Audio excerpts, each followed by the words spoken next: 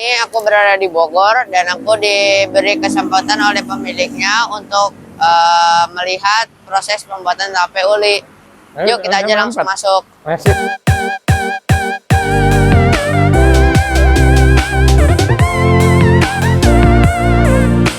Jadi perkenalkan, nama saya Nael dan ini adik saya namanya Jos. Halo Nael, halo Jos.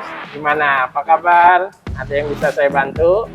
Baik, aku ingin melihat proses pembuatan tape ulinya. Oh gitu, boleh. Apalagi kalau mau uli, kita kebetulan lagi produksi, ya langsung ke dapur aja. Ya, silakan kalau kita mau lihat. Oke, ya Jos. Ya Jos. Tape uli ini makanan khas mana kok? Memang khas Betawi. Kalau tape uli ini memang kita awalnya itu memang di Cisalam, ya kita memang Betawi khasnya lah. Nah ini proses pengukusan uli nih. Jadi ada kelapa, ada beras ketan putih, nanti ini baru proses dikukusnya nanti gitu.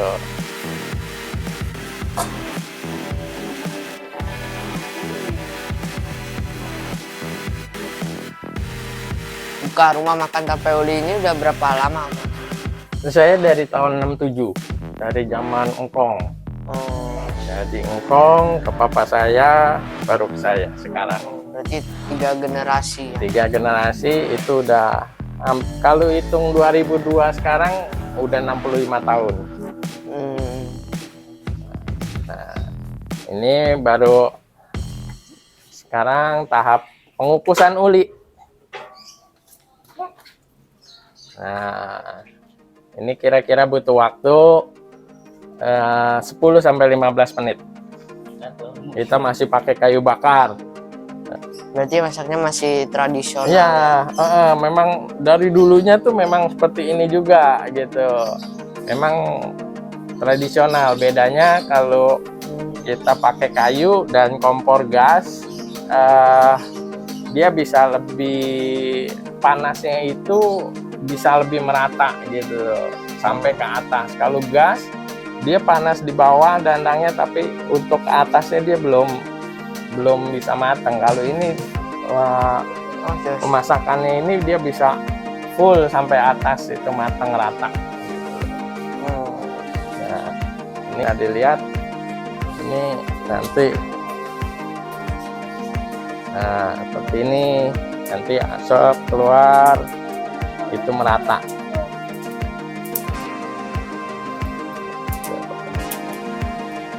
Ini kira-kira kita tunggu sampai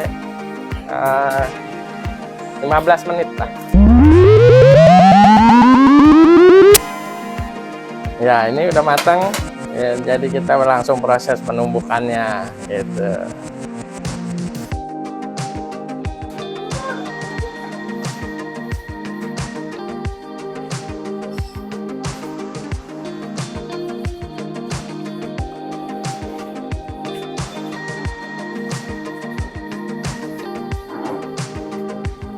Ini masuk proses penumbukan.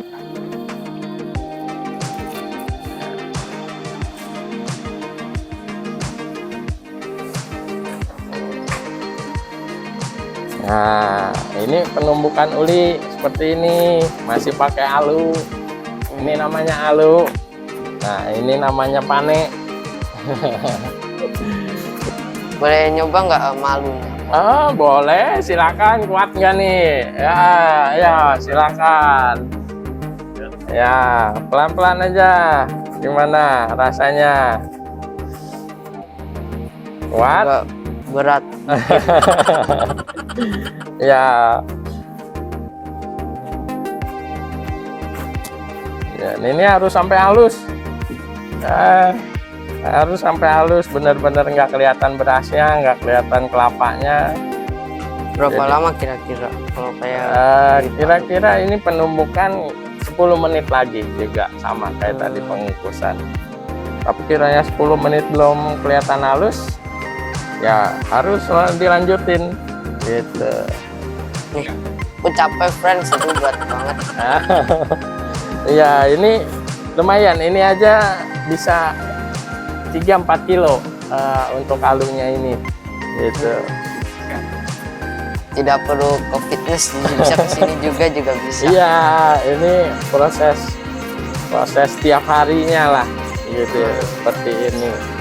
Jadi teman-teman Nael ya nggak ada istilahnya sesuatu itu dibuat secara instan, harus dengan perjuangan, harus dengan capek, harus dengan keringat, baru bisa ada hasilnya gitu.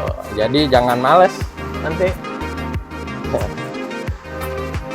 Kok boleh nggak kasih nasihat yang kita masih generasi muda? Oh iya, untuk generasi muda ya bisa lihat sendiri ya, kalau sesuatu tujuan cita-cita itu harus diperjuangkan, harus mau capek, harus mau bekerja yang rajin, tekun, nanti baru hasilnya bisa dicapai gitu.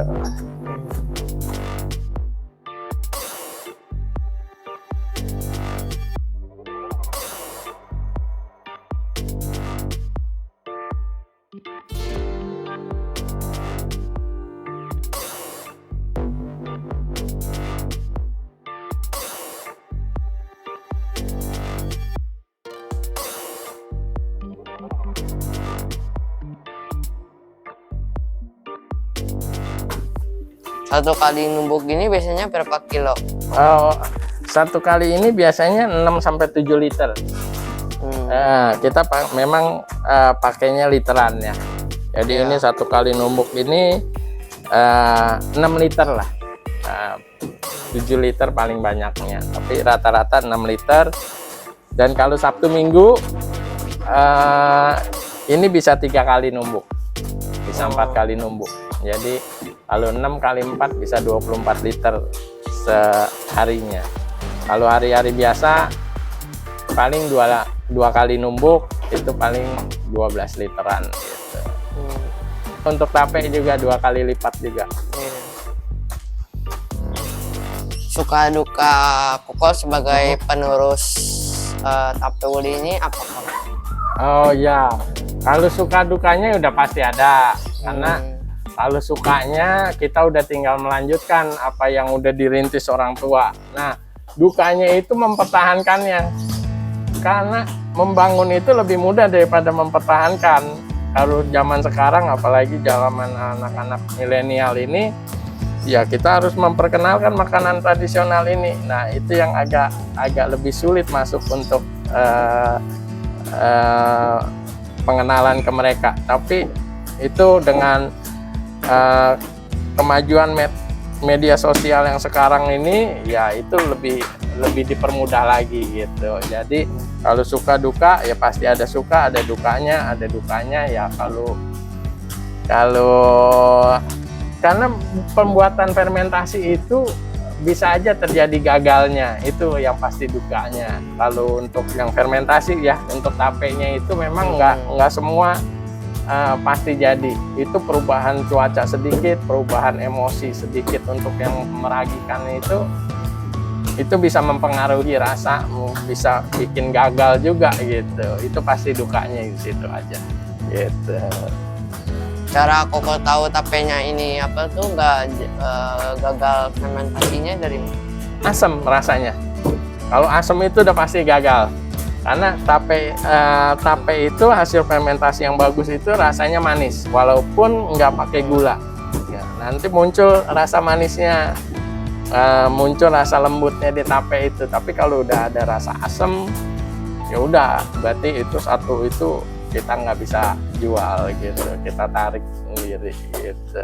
Nanti kita cobain rasa tapenya, jadi kamu bisa ceritain ke teman-teman gimana rasanya tape uli gitu, ya teman-teman tahu nanti. Ini yang udah hasil numbuk yang tadi, ini hasilnya ya, diangkat Bang.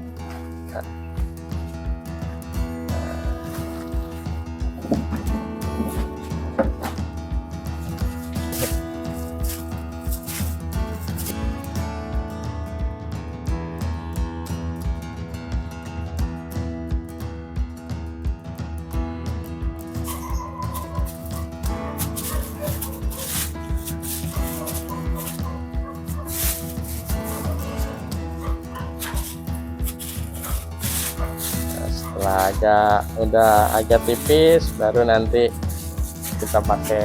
kita bungkus plastik dulu.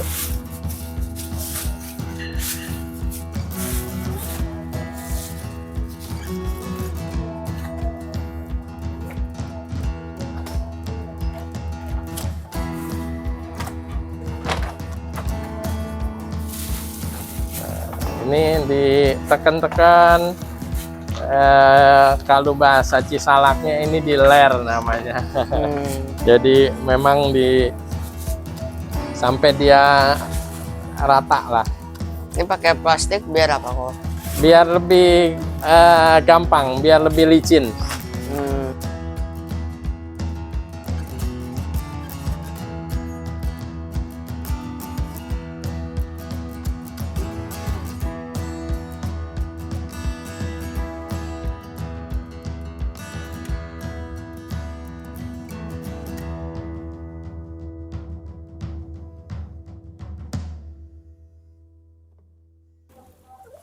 Ketebalannya memang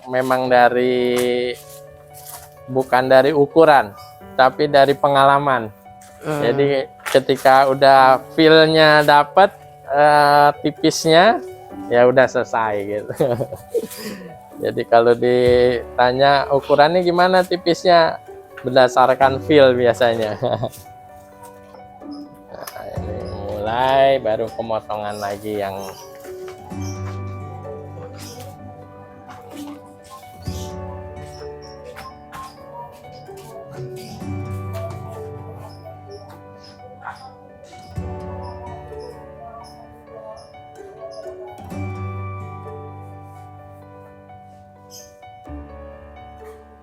nah, udah dapat.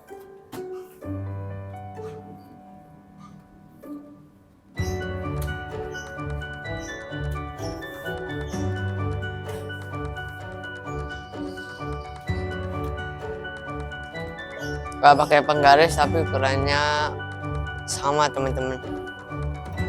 Jadi udah jago.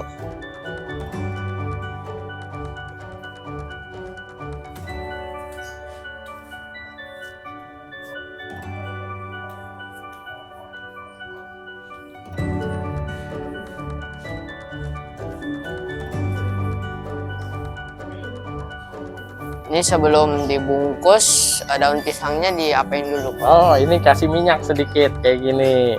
Jadi prosesnya ya diminyakin, diolesin minyak sedikit supaya ulinya nanti nggak terlalu lengket di daun. Gitu. Iya. Jadi prosesnya ini nanti baru untuk dibungkus ulinya. Jadi nggak lengket di daun.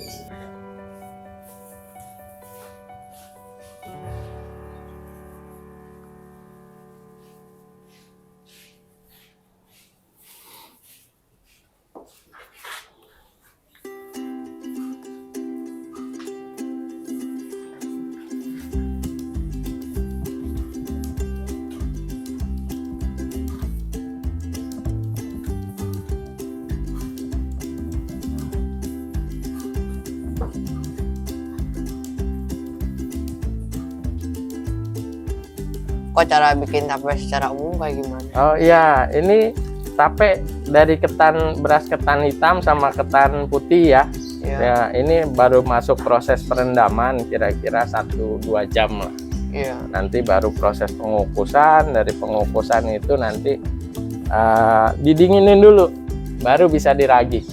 Didinginnya berapa lama? Didingininnya sedinginnya ini suhu ruang gitu loh. Nanti ini udah masuk proses pengukusan lagi seperti itu, baru kita didinginin dulu, diademin lah istilahnya, bukan didinginin. Itu sekitar masuk proses kira-kira 3-4 jam lah untuk pendinginan itu. Baru nanti masuk proses peragian.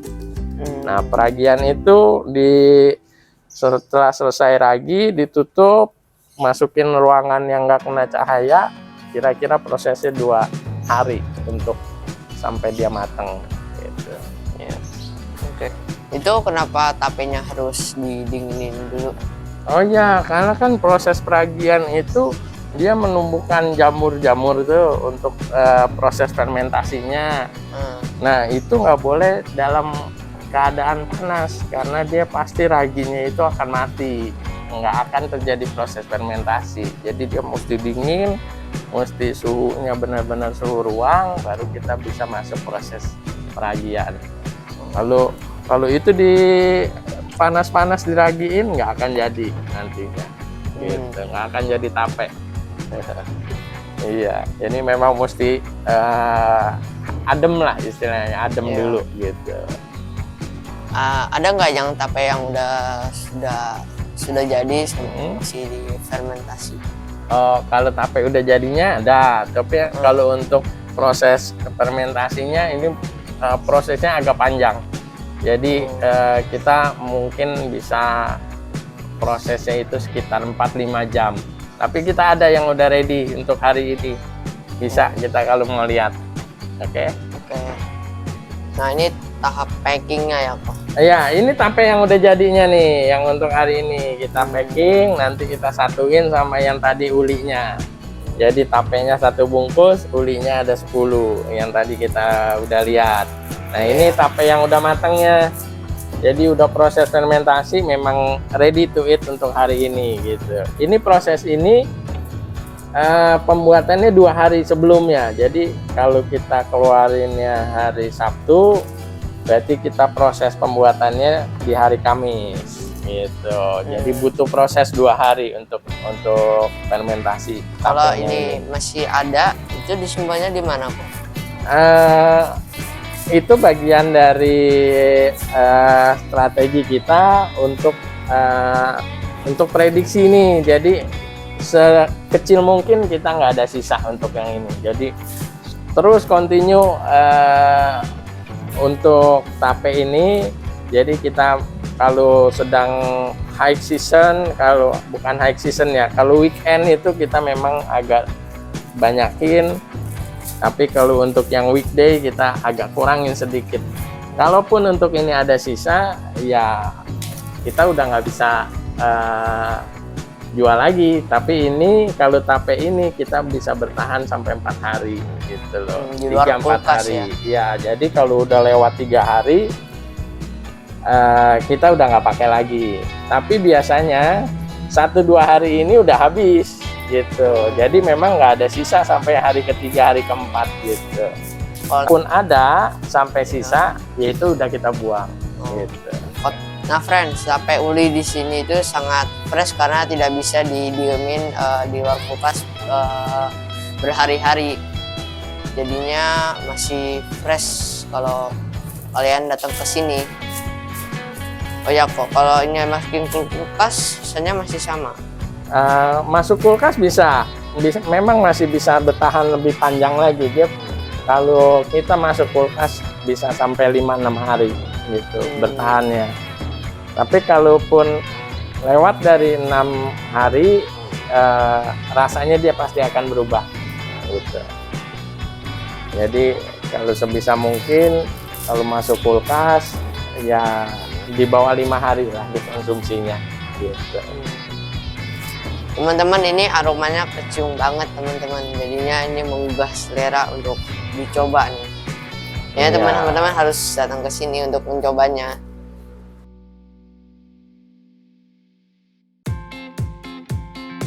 Daun pisang ini memang kelihatannya nggak ada gunanya.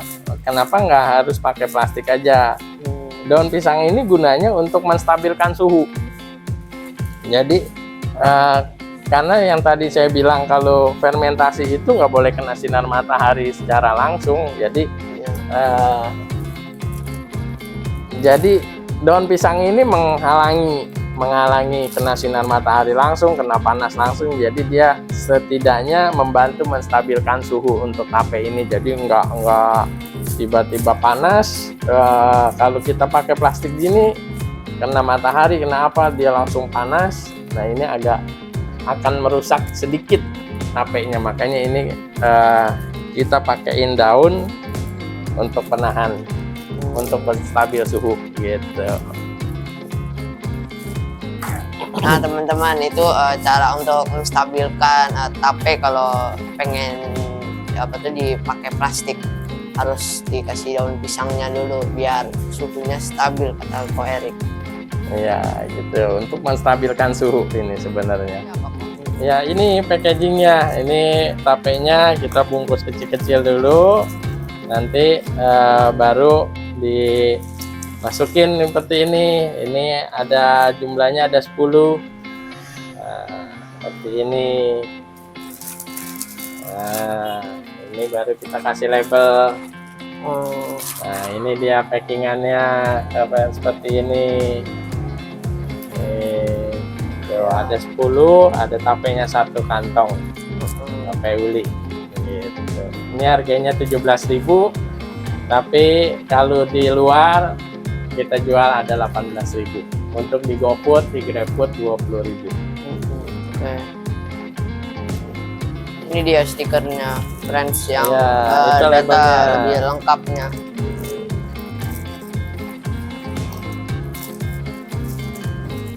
Selain di sini ada cabang lagi nggak, Ko?